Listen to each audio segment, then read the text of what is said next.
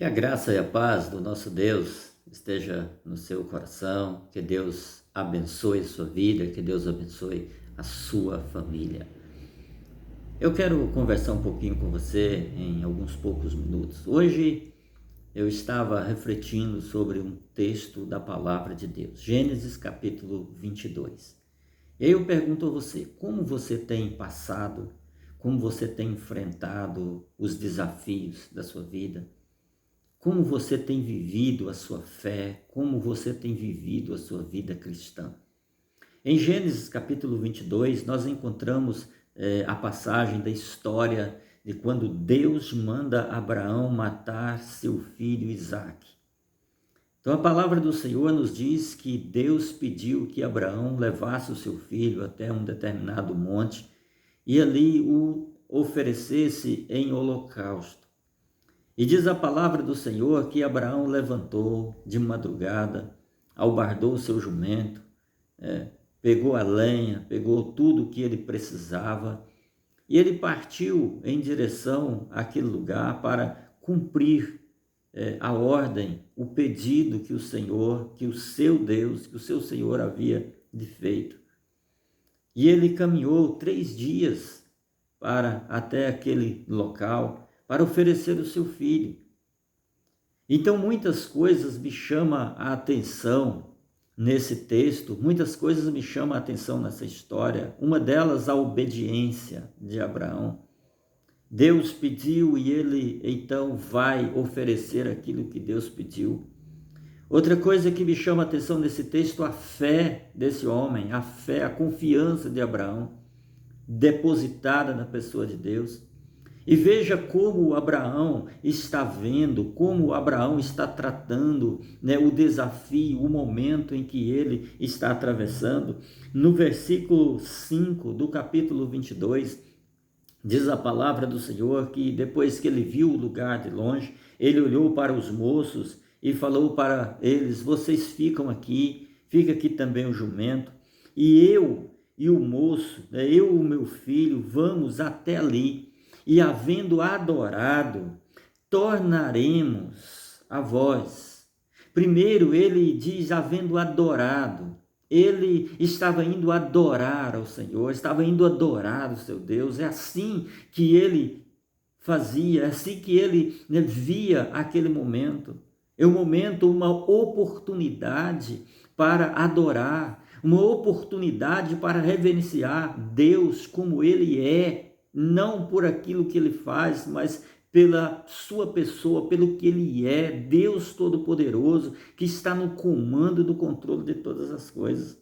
E ele diz, e nós voltaremos. Então Abraão crê que tudo o que acontecesse naquele lugar, tudo o que Deus fizesse naquele lugar, ele voltaria com seu filho. De alguma forma, Deus o restituiria a ele, o seu filho. Então nós, havendo adorado, tornaremos a vós.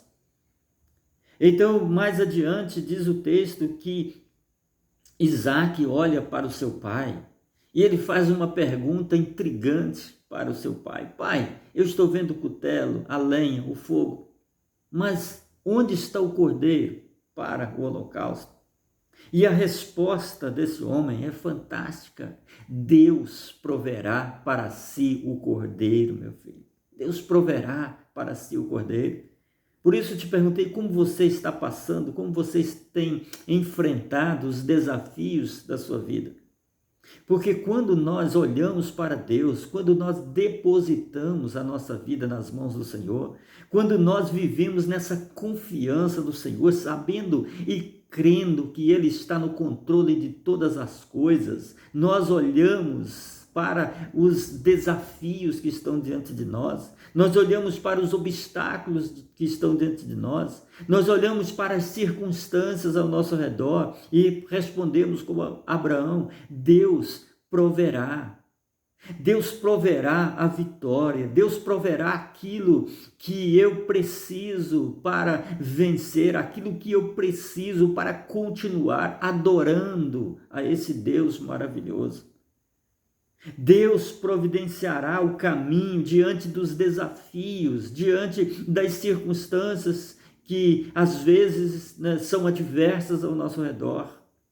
Eu gosto de um cântico, né, muito conhecido, que diz, né, rompendo em fé, que se diante de mim não se abrir o mar, Deus vai me fazer andar por sobre as águas. Que isso seja, né, uma palavra de fé, de confiança nas nossas vidas. Que se diante de nós, né, tiverem os problemas, Deus não vai tirar os problemas diante de nós.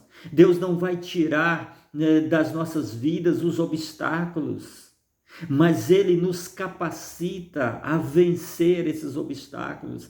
Ele nos ajuda a ultrapassar esses obstáculos. Quando nós olhamos para a história de homens da Bíblia, como Daniel, Deus não livrou Daniel da cova dos leões, Deus livrou Daniel na cova, dentro da cova dos leões. Deus não livrou seus 3 amigos da fornalha de fogo, mas livrou dentro da fornalha de fogo, porque Ele estava com eles, né? Passou com eles a fornalha de fogo. E aí podemos dizer, como o salmista no Salmo 23, verso 4, ainda que eu andasse pelo vale da sombra da morte, não temeria mal algum, porque tu estás comigo, a tua vara e o teu cajado me consolam. Crendo no Senhor, Abraão crê no Senhor, Abraão diz: o Senhor proverá. E Deus providenciou, sim. E ele não estava errado quando ele diz para os moços: nós voltaremos. Deus restituiu o seu filho e ele voltou com o seu filho para casa, para a glória do nome desse Deus. E quando ele ia cumprir a ordem do Senhor, então o Senhor bradou desde os céus: não faça, Abraão, porque eu sei que você tem a Deus, eu sei que você me ofereceu, não me negou o seu filho, o seu único filho. E ao olhar, ele viu então um carneiro preso pelos seus chifres em um ramo. Então cumpriu-se a sua palavra que ele havia dito ao seu filho: Deus proverá para si o cordeiro para o holocausto. E ele providenciou. Aí quando nós olhamos para o Novo Testamento, quando nós olhamos para o Calvário, quando nós olhamos para Cristo na cruz e lemos e ouvimos as palavras de João Batista, quando avistou Jesus se aproximando, e ele diz para os discípulos que estavam ao seu redor: eis aí o Cordeiro de Deus que tira o pecado do mundo. Deus providenciou o Cordeiro não somente para aquele holocausto ali no Velho Testamento. Deus providenciou o Cordeiro para morrer no meu lugar. Deus providenciou o Cordeiro para morrer no seu lugar. Jesus Cristo, lá na cruz do Calvário, Ele trocou de lugar comigo, Ele trocou de lugar com você. Ele morreu no seu lugar para te salvar, para te dar vida eterna. Por isso a palavra do Senhor diz que quem crê nele tem a vida eterna. E em João capítulo 1, versículo 12, diz a palavra do Senhor que a todos quanto receberam, deu-lhes o poder de serem feitos filhos de Deus aos que creem no seu nome. Que história maravilhosa essa de Abraão, que nos remete para a história do Novo Testamento, para a nossa história de vida, que nos leva para a salvação em Cristo Jesus, para ver como Deus é maravilhoso, como Ele é maravilhoso na sua palavra se revelando a nós, como Ele é maravilhoso para enviar o seu Filho. Em Romanos capítulo 5, versículo 8, diz a palavra do Senhor que Deus prova o seu amor para conosco, em que Cristo morreu por nós, sendo nós ainda pecadores. Que maravilha, porque nós estávamos separados. Romanos capítulo 3, verso 23, todos pecaram e destituídos estão da glória de Deus. Romanos capítulo 6, verso 23, a parte A, o salário do pecado é a morte, e a parte B, mas o dom gratuito de Deus é a vida eterna em Cristo Jesus.